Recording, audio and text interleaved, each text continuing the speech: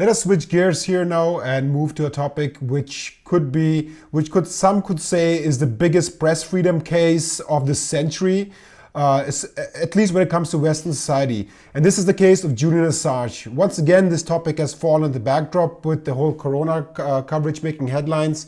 You've been working together a lot with the legendary whistleblower Daniel Ellsberg, who published the Pentagon Papers in the 70s. What similarities do you see between the case? And the second part of the question is, if Julian Assange gets extradited to the United States, is there still a chance to win the fight for press freedom? Well, in some ways, the prosecution, but the better word is persecution of Julian Assange, in some ways is actually more significant than the Ellsberg case. Ellsberg actually did steal top secret classified documents. And in theory, at least, according to some American law, it was against the law. He knew what he was doing, and he was quite right to do it. And, in one way or the other, it helped in the end bring down Nixon, because they broke into his psychiatrist's office and his case got turfed, and it led to the Watergate exposure and so on. But what Ellsberg did or what Snowden did, that's a kind of whistleblowing, that in theory is illegal. I don't agree with the laws. I think the public interest trumps those laws. But what Assange did is not, there's no way it should be illegal. What Assange did is publish what the New York Times published and what newspapers around the world published.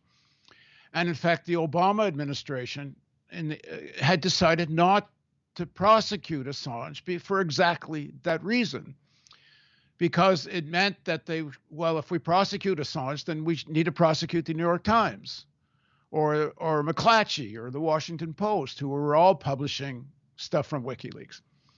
And they decided, well, we're not going to go there. And so they dropped it. And then Trump renews the prosecution and Biden continues the prosecution. So what are they saying?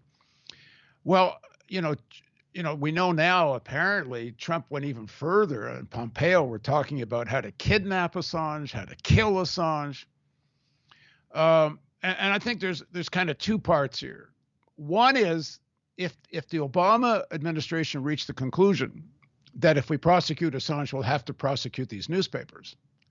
Well, maybe that's exactly the message they do want to send now to the newspapers. Maybe the real target here is the American press. It may be that they actually don't care if they really extradite Assange or not. Maybe they would just like to keep this going and see if he doesn't just die in jail in England. And the real threat is, because we're willing to go after Assange, you newspapers better realize, if you ever do this again, someone actually gets serious national security state secrets and gives them to you. If you publish them, we may go after you. Don't think you're immune from that. Because I really, do the Americans really want a trial of Assange in the United States? It would be, talk about the trial of the century. It would be U.S. foreign policy on trial. Assange would come there and said what he did was in the public interest. It was journalistic. He'd have 1,000 journalists to come testify on his behalf. U.S. foreign policy in Iraq, Afghanistan, war crimes, all of it would have to come out. I don't know how a judge, could stop that defense. They try. I mean, it's hard to imagine that the Americans actually really want this trial. So what do they want? Why is Biden pursuing the prosecution? It must be because the national security state has said to Biden, we need to scare the shit out of anyone that tries to do this again. So I don't actually think they want to extradite Assange. They would like him to die in jail in England and or something else terrible, because the national security state relies on a narrative, a fabric of lies to justify this massive military expenditure, wars of aggression, whether it's Vietnam, Iraq, Afghanistan in the end, you name it. The national security state from day one, meaning the beginning of Truman's, after the bombing of Hiroshima and Nagasaki, which again, based on lies that they were necessary in order to win the war against Japan, which everyone, I think, more or less by now knows they were not necessary. So the lying begins with the atomic weapons, the Truman Doctrine,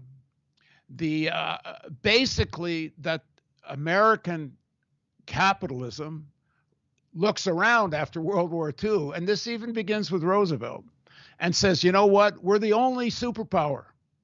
Now let's mold the world in our image. Let's impose the American system everywhere we can. And the number one threat, as I said, is socialism, is national liberation movements. Now, early on, they may have actually thought the Soviet Union, in theory, could have been a real threat. But pretty early on, they realized it wasn't. Ellsberg tells the story. It's a very important piece of this documentary I'm doing with him.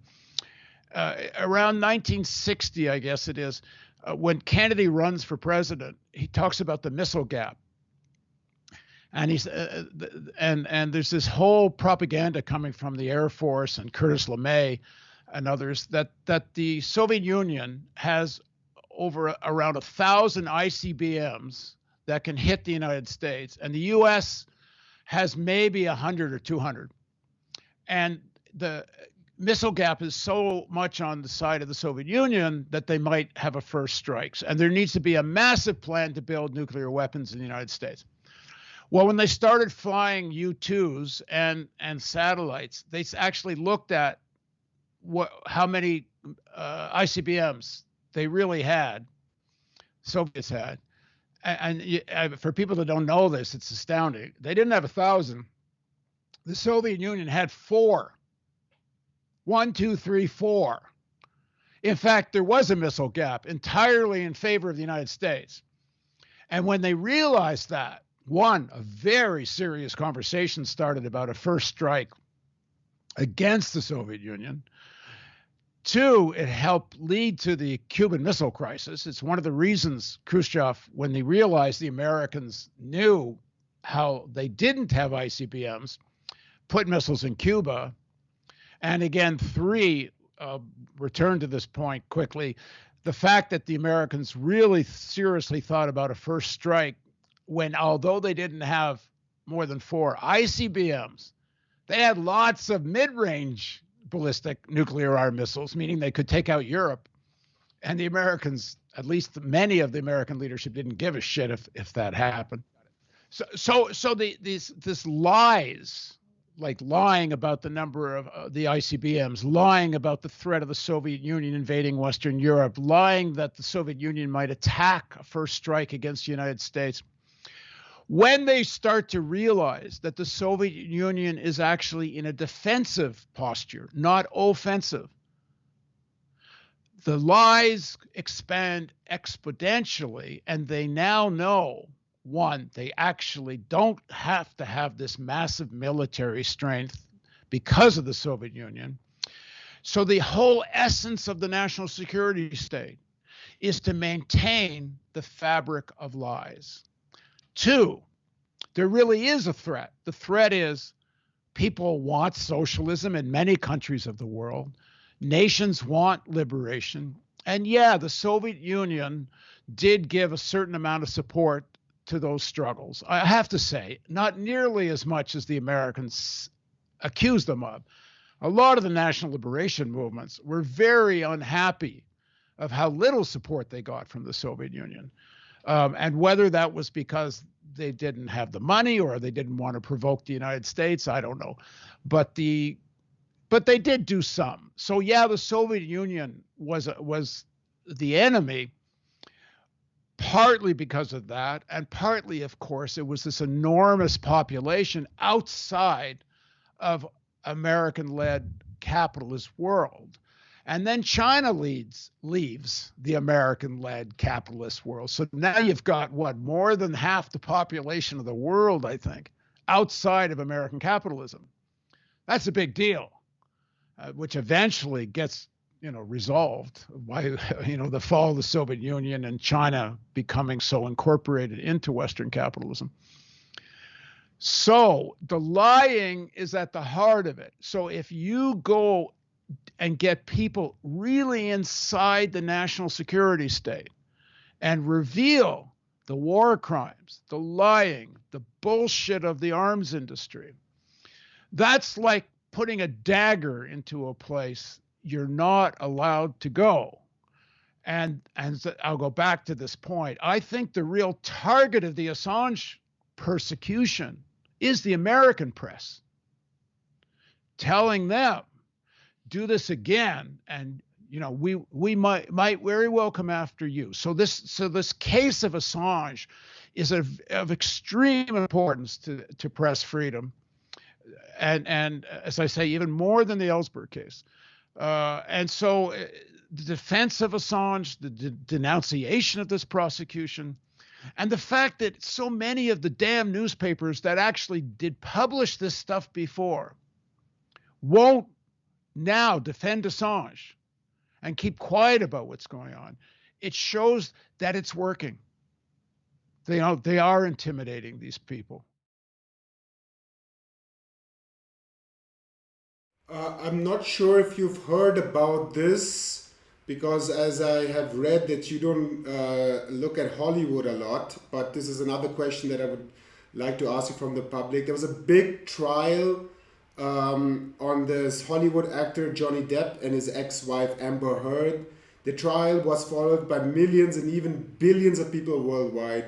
Almost all major media outlets gave razor-sharp coverage of the trial. By contrast, however, the press freedom trial of the century, the case of Julian Assange, who may be extradited to the US soon, has not received even a fraction of this coverage. Can you explain why people are so disinterested in the case Assange, and why the media ignores it and gives something like a Hollywood scandal much more coverage than a scandal involving press freedom and democracy? Well, Julian Assange committed a major crime. He acted as an honest journalist. Can't have that. There are things that systems of power want to be concealed from the population. Assange violated that. He brought to the general population information that they have every right to have and that power systems don't want them to have. Information about war crimes, for example. Well, that's a crime. You have to be punished for that. So he's been kept in conditions of virtual torture for 6 years now. First isolated in an apartment. Ecuadorian embassy is a small apartment. I visited him there. He had fewer rights than a prisoner on death row who can at least walk outside and see the sun, not Assange. Then the British put him in a high security prison for the crime of not paying bail. Okay. The UN rapporteur on torture simply described this as torture. He's personally practically destroyed. Now he's facing extradition to the United States, where he could spend the rest of his life, such as it is, in a high security prison. Well, that's punishment for a major crime. You don't tell citizens things they ought to know, but the powerful don't want them to know. And the failure of most journalists to defend him is outrageous. They're the ones who should be right in the front defending him. Some are very good ones, but too many are not. It's a real scandal. Also a scandal in Australia. He's an Australian citizen. Australia should have been pressing hard for him to be released to Australia at the very beginning of this. Everyone in the world is afraid of stepping on the toes of the United States. Might as well face it. The world is, international relations specialists can publish their essays, but the fact is that the world is run very much like the mafia. If the Godfather lays down orders, you better follow them or you're in trouble. We see this all over. Like, take the Iran situation. The United States pulled out of the joint agreement, the nuclear agreement, in violation of Security Council orders. It imposed very harsh sanctions to punish Iran for the fact that the United States is violating the agreement. Europe doesn't like it. Europe opposes the sanctions. It's been spoken out strongly against them, but it follows them. It adheres to them, because you don't anger the Godfather. Pretend whatever you like, but that's the way the world works. Same on the Cuba sanctions. 60 years of torture of Cuba. The whole world is against it. You look at the UN votes, 184-2, United States and Israel, but everyone adheres to it. Same reason. You don't anger the Godfather, who has plenty of weapons to punish you. More weapons, thanks to Putin's stupidity. I want to address, larger answer to your question. We're always focusing on the free speech aspects of this, but we're talking about free speech about a war. A war should not be going on.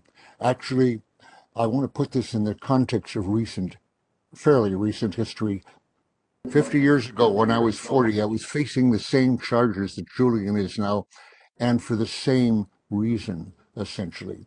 I had, in 1971, revealed truth that went back to 1945,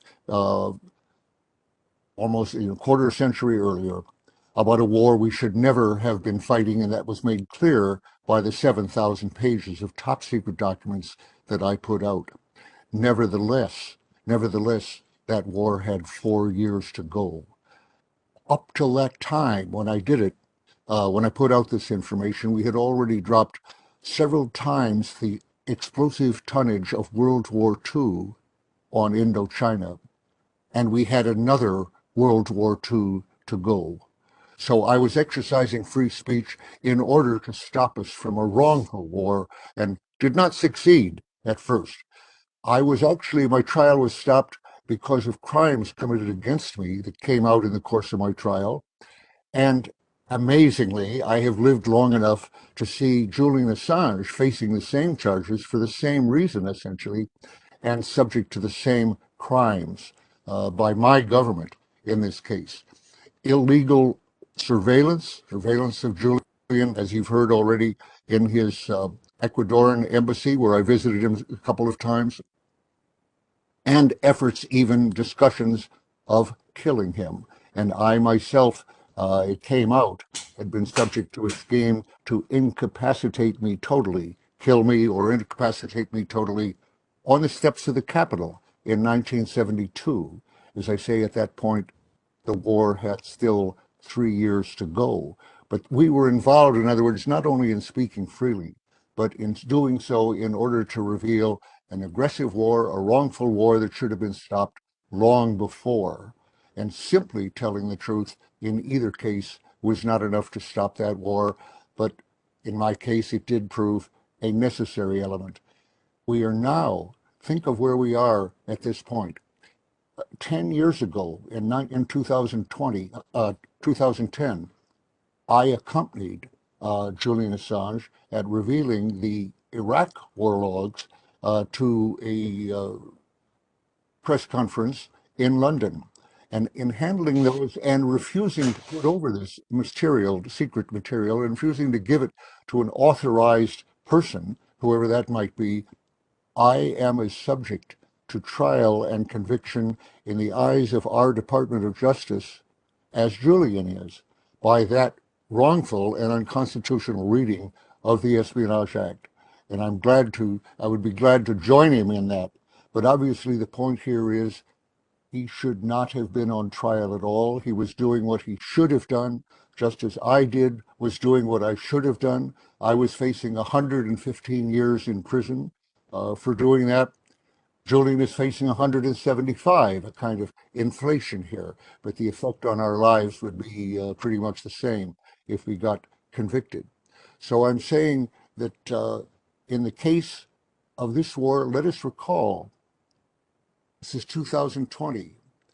Julian was revealing that information about Afghanistan, crimes in Afghanistan, and a wrongful war in Afghanistan and Iraq in about the first decade, 9 10 years after that war had started, and revealing, as I stood by him in England, revealing obviously that we were not only committing crimes daily of turning people over for torture and in occupying a country whose people did not want to be ruled by foreign occupiers or by proxies whom they announced.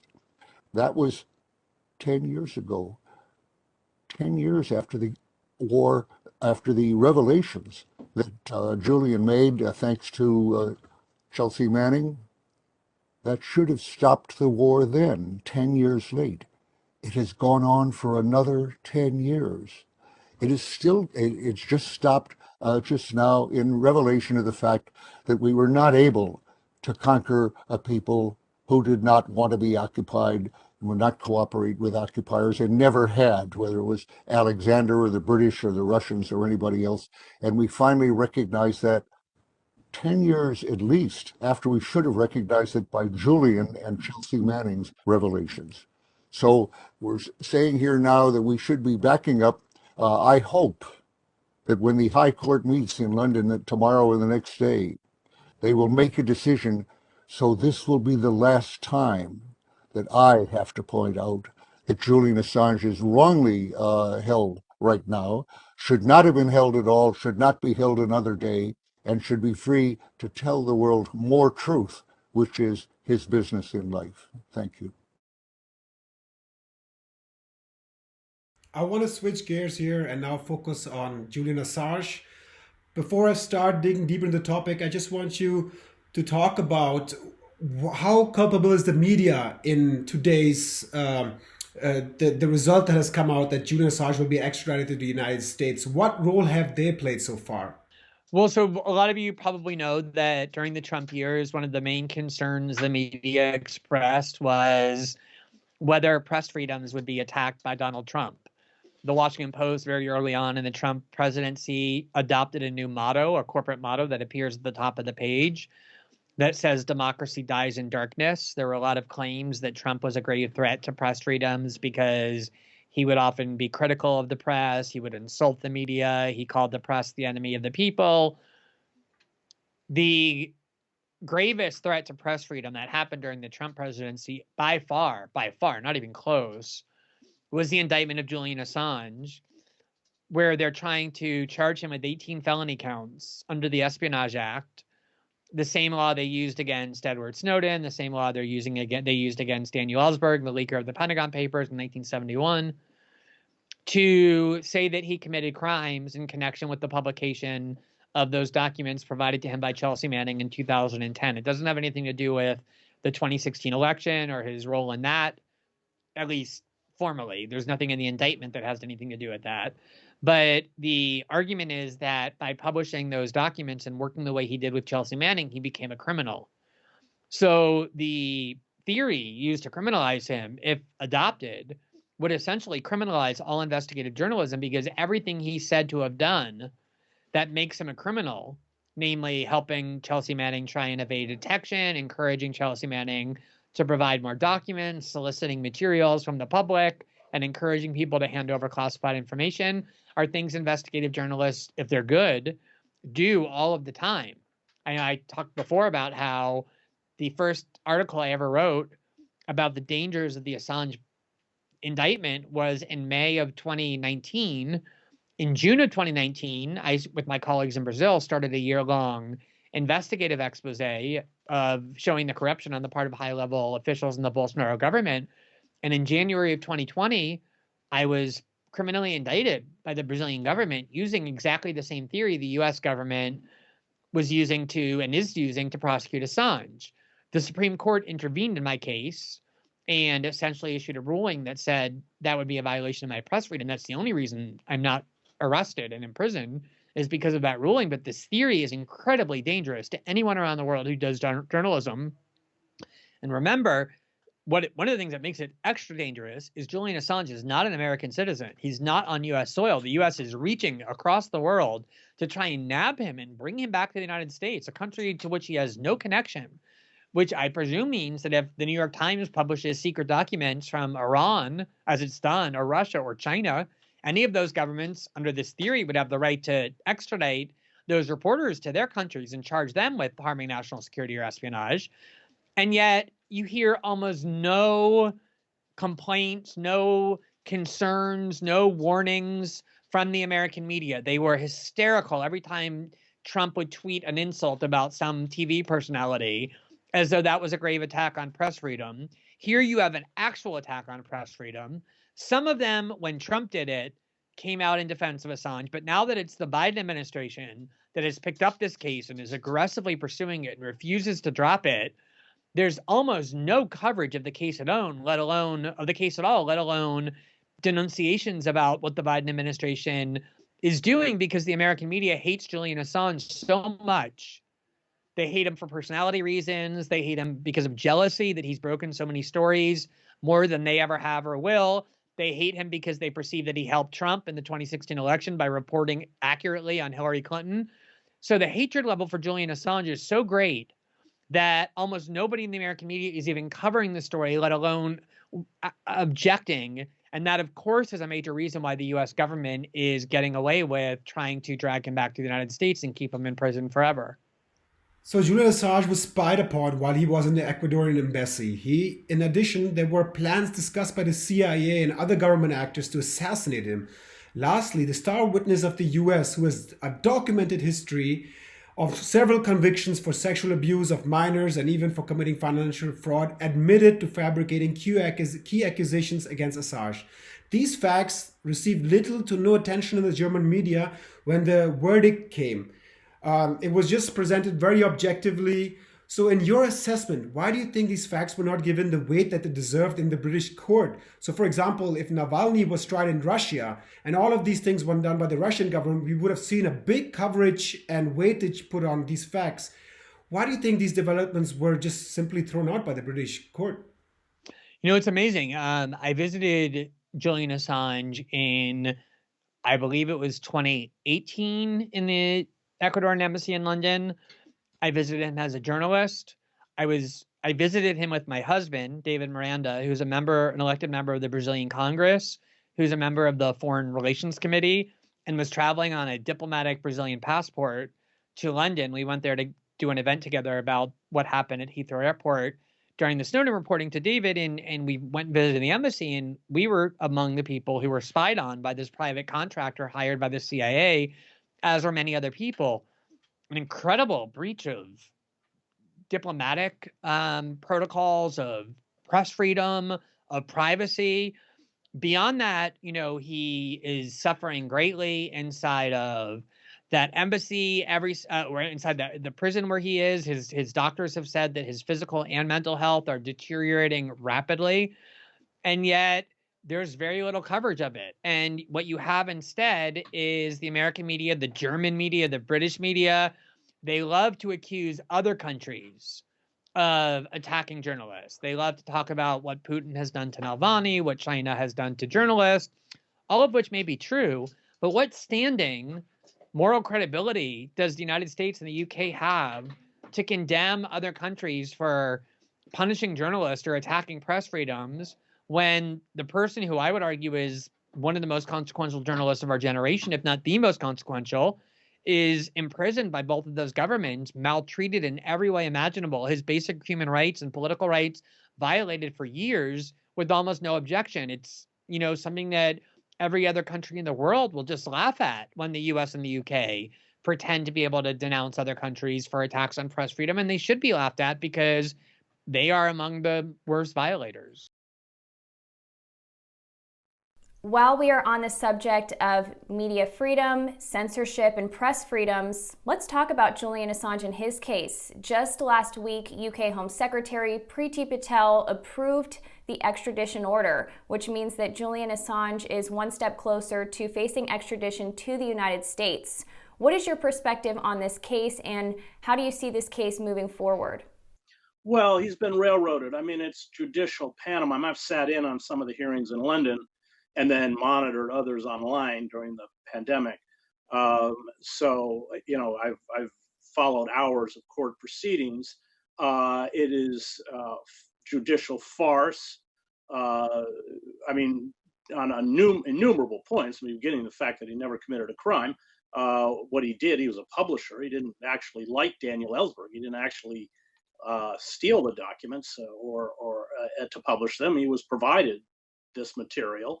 Like any publisher, and a lot of this stuff, of course, especially back in 2010, this was all picked up by major newspapers and news organizations, El País, The Guardian, Der Spiegel, the New York Times, but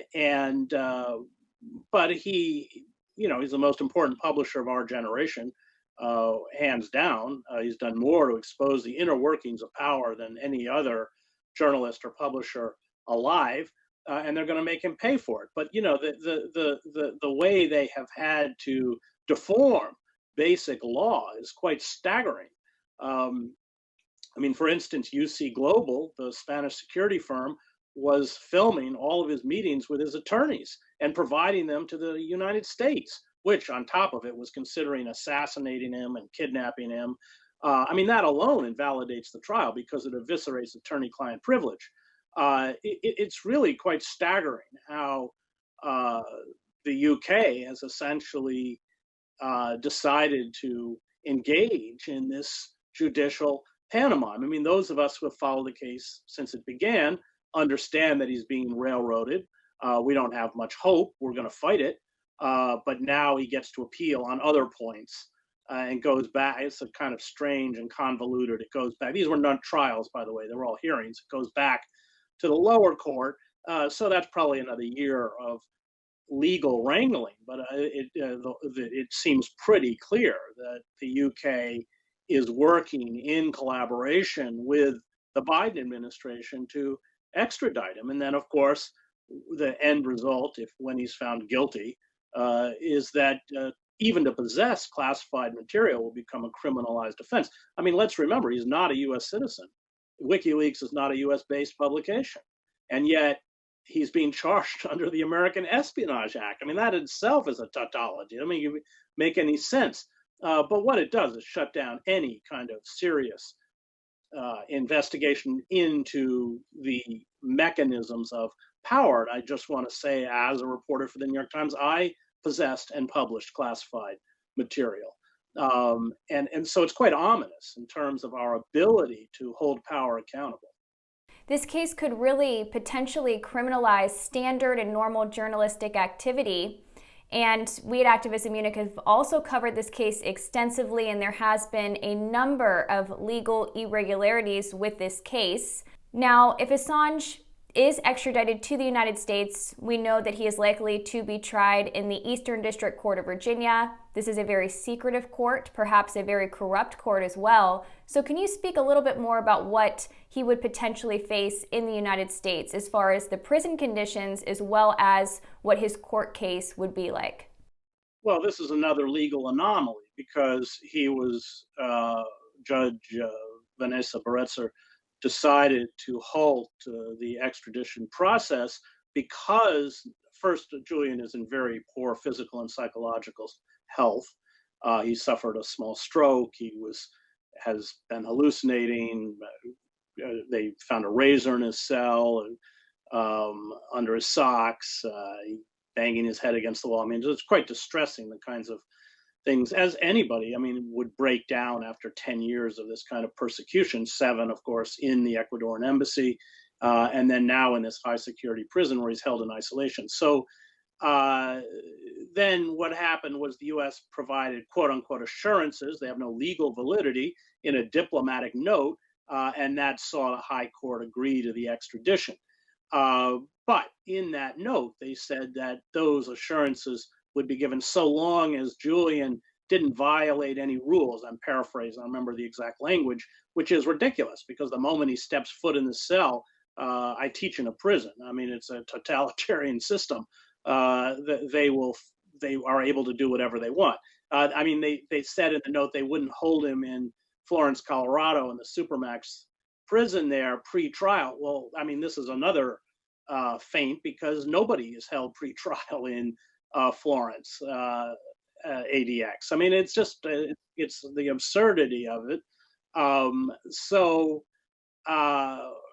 There's no question what they'll do to him. They said they wouldn't use SAMs. These are special administrative measures, but just complete isolation. You can't even communicate often with your lawyers, certainly with anyone else, which breaks you down. That's what they did to Fahad Hashmi, who was a graduate student in London. They brought him back, and by the time after 23 months of this treatment, they brought him into the courtroom as a case I covered, and he was just a zombie. He didn't even know where he was. So that's the goal. That's what they will do. As you're correct in pointing out that there was a reason they sent him there with Gordon Kromberg and these figures who are rabid Islamophobes and far-right figures who have persecuted, especially Muslims. Sami al-Arian, the Palestinian academic. Right after 9/11, they went after all of the major Palestinian figures in the United States, the Holy Land Society, everyone else, and wiped them out at Israel's behest, of course. So the court has just a horrid reputation. That's when they hauled in Chelsea Manning, because what they really want is to get Manning to collaborate with them and say that there was collusion between Manning and Julian to extract the material that was leaked to him, and that it then becomes a criminal offense they can use against Julian. Manning, to her credit, has refused to do that, but Kromberg, they threw her in jail. There was another suicide attempt. I mean, these people are ruthless. I mean, remember, these are the people who run black sites around the world and Guantanamo, and they're the same people. Thank you very much. It's a pleasure to be with you. It's difficult to be here. I struggle to understand how we can be here after so many years. There have been so many stories told. There's been so much criticism. There has been so much deception. And where has it brought us? Has this been constructive? Is this a victory for us, for the state, for humanity, for our rights? When I came forward in 2013, I said the reason that I came forward was that we have a right to know that which is done to us and that which is done in our name by our governments.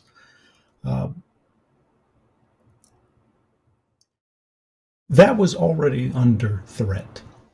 And when you look at the world since, it seems that trend is accelerating. Do we still have that right? Do we have any rights if we don't defend them? Well, today we see someone who has stood up to defend that right, who has aggressively championed that right at an extreme cost. And it's time for us to defend his rights. What we're witnessing is a murder that passes without comment. And I want to say that it is difficult for me to comprehend the spectacle of the press of a nation or the developed world aiding and abetting with full knowledge a crime not only against this man, but against our public interest.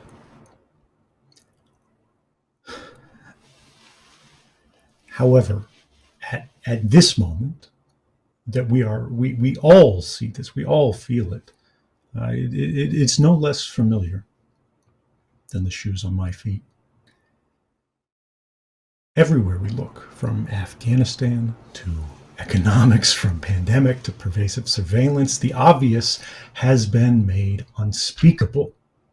It has become unspeakable because the truth of our circumstances could be taken as evidence in the defense of the actions of the out of favor.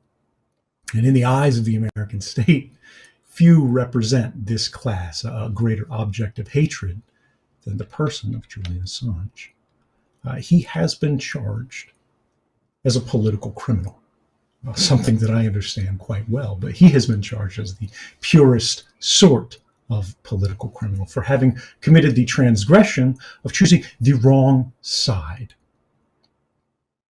The charges, which are they are absolutely an unadorned legal fiction. We are told to believe that the state has these powers over what can be said and what can't be said, the things that can and cannot be said. But what happens if we permit that? Where does that lead? What are we? Can we be said to be free if even our power to express ourselves, to understand the facts of our world, can be fenced off from us? And we look beyond, through the gauze, through the veil, at what could be the facts of the world, but we're not permitted to acquire them. Julian Assange did not accept that, and the charges against him reduced to an allegation to commit the crime of journalism in the first degree, which is to say, when we look at it applied elsewhere, the same sort of publication of classified material that we see in the New York Times or the Washington Post, aggravated by a conspiracy to accomplish the same, which is simply uncovering an uncomfortable truth. But something distinguishes Julian Assange from the greatest newspapers of our day, and that is his independence. Julian Assange is not a person who will be told no lightly. I remember in the case of 2013, when I came forward and revealed evidence of mass surveillance, which the government of my country had constructed the apparatus of mass surveillance, an entire scheme that spanned the globe, with the participation of Australia, New Zealand, Canada, and of course, the United Kingdom. And when the newspapers of all of these countries began publishing these things, one of the papers who held the archive material originally included The Guardian, who was headquartered in the United Kingdom, still is. And I remember reading a story. Of course, I wasn't there for it personally. I'm getting this secondhand. Who knows what we can rely on in the state of journalism as it is today. But they were approached by the British state, who said, okay, you've had your fun. You've done enough. Now it's time to stop.